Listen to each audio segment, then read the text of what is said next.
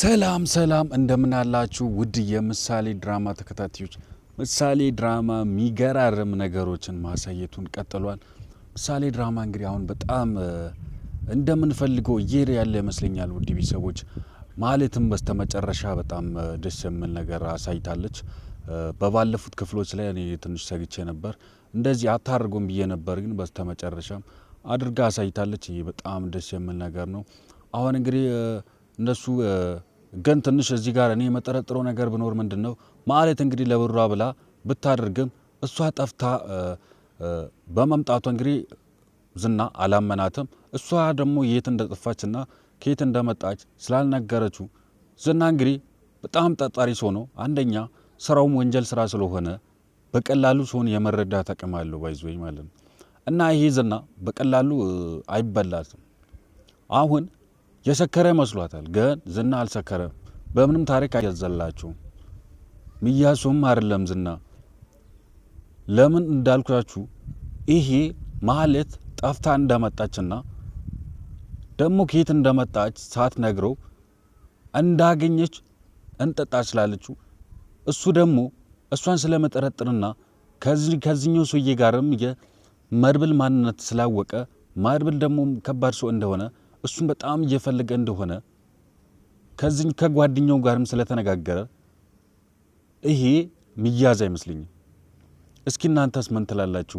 ዝና ሪል ሰክሯል ወይስ ነገሩን ቀድሞ አውቆ እያስመሰለ ነው ያለው?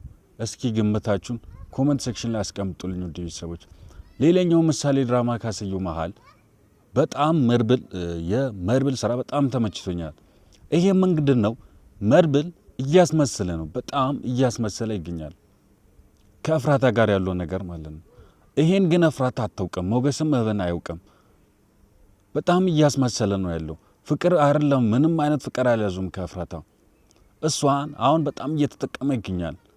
አሁን ማለት ስለተፈታች የማለትን ጉዳይ ማለት የት ገባች የት ወጣች አይነት ነገር ከሷ እያጣራ ነው አለ።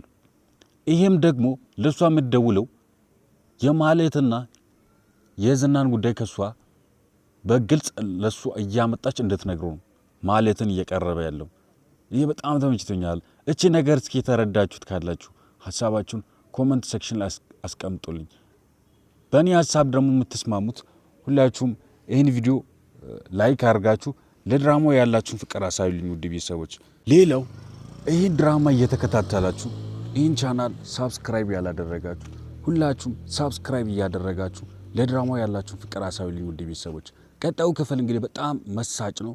ምን ሊያሳየን ይችላል? በጣም አሳሳቢ ነው። ይሄ መሳጭ የሆነ ቀጣዩ ክፍል አሁን ዝግጅት ላይ ስለሆነ ተዘጋጅቶ እንዳለቀ ወደ እናንተ ቶሎ እንዲደርስላችሁ ከፈለጋችሁ ይህን ቻናል ሳብስክራይብ ያላደረጋችሁ ሁላችሁም ሳብስክራይብ እያደረጋችሁ ቤተሰቡን። ሌላው ምሳሌ ድራማ ካሳየው መሃል በጣም እኔን የገረመኝ የሞገስ ፍርሃት። ሞገስ በጣም ዝናን እየፈራን ያለው ከመድብል በላይ ዝናን መጋፈጥ ያለበት እኔ በበኩሌ እኔ ማስቡ ዝናን መጋፈጥ ያለበት ከመድብል በላይ ሞገስ መሆን አለበት። ሞገስ ግን ወደ ኋላ እየፈገፈገ ነው ያለው፣ ወደ ኋላ እያለ ነው ያለው። መድብል እሱን እንዳይጋፈጥ እያደረገ ነው ያለው። አሁን በጣም እየፈራ ያለ ይመስለኛል። እስኪ እናንተስ ምን ትላላችሁ? የተረዳችሁት ኮሜንት ሴክሽን ላይ አስቀምጡልኝ ውድ ቤተሰቦች። አሁን ማህሌት እንግዲህ በ100,000 ብር ነው ተስማማችሁ። 100,000 ብር ገብቶላታል። ይሄን ስራ እሷ በስነ ስርዓት ካልሰራችውና ዝና ይሄን ነገር ካወቀ እሷ ተከፍሎላት ዝናን ለማሳገት ትብብር ካደረገች ተባብራ እየተባበረች እንደሆነች ካወቀ ይሄ ጉዳይ በጣም ከባድ ነው የሚሆነው። ምክንያቱም ዝና አሁን በጣም ለህይወቱ ስለፈራ ህይወቱ አደጋ ላይ ስለሆነ ይህም ደግሞ የመድብል ነገር በጣም ስላሳሰበው መድብልም ደግሞ ለብዙ ዘመናት እስር ቤት ስለቆየና ስለ ካሌብ ሞሲሳ አንዳንድ ነገሮችን ስለሚያውቅ ይሄ ጉዳይ ዝናን በጣም አሳስቦታል። ውድ ቤተሰቦች ይሄ ነገር እስቲ እንዴት አያችሁት? የማለት ነገርስ እንዴት አያችሁት? ሐሳባችሁን ኮሜንት ሴክሽን ላይ አስቀምጡልኝ። ሌላው ደግሞ ዝና በጣም ፈርቷል። ዝናም እየፈራ ያለው ለምን ይመስላችኋል? ውድ ቤተሰቦች የተረዳችሁት ካላችሁ ሀሳባችሁን ኮሜንት ሴክሽን ላይ አስቀምጡልኝ። ዝና እንግዲህ የሚሰራው ስራ ወንጀል ስለሆነ ይሄ እየፈራ ያለው ዝና መድብል ደግሞ የሱ ነገር የብሩክ መጥፋት በጣም ስላሳሰበው አሁን ደግሞ በጣም በከባዱና ቁርጦ የተነሳው መድብልን እሱም ደግሞ አርፎ አልተቀመጠም። ዝናም የዋዛ ሰው አይደለም።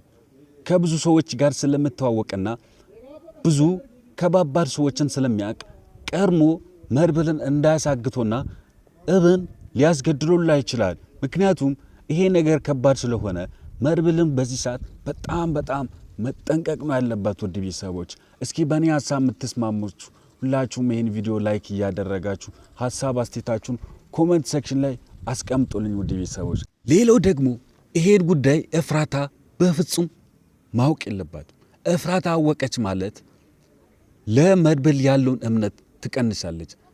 ይሄ ደግሞ ኤፍራታ አሁን በምንም ታሪክ የማህሌት አጋቾች እነ መድብል እንደሆኑ በምንም ታሪክ ማወቅ የለባትም። ይሄን ነገር ማስጠንቀቅ ነበረባቸው። አሁንም ቢሆን መድብል ለኤፍራታ የማህሌት አጋች እሱ እንደሆነና ማህሌትን እንደዛ አግተው ያቆዩት እነሱ እንደሆኑ ለኤፍራታ መንገር የለባቸው። ማህሌትም እንዳታወጠው ይህን ምስጢር ማህሌት እንድትደብቅ ማስጠንቀቅ ነው ያለበት። ውድ ቤተሰቦች ምክንያቱም ይሄን ነገር ደረሰ ማለት ኤፍራታ አወቀች ማለት ከዛ በኋላ ወሬ የምታቃብለው ነገር ስለ ማህሌትም ስለ ዝናም ማንኛውም ነገር እያመጣች አታቀብ። ካልሆነ ማህሌት ይሄን ምስጢር አወጣች ማለት በጣም ከባድ ነው የሚሆነው።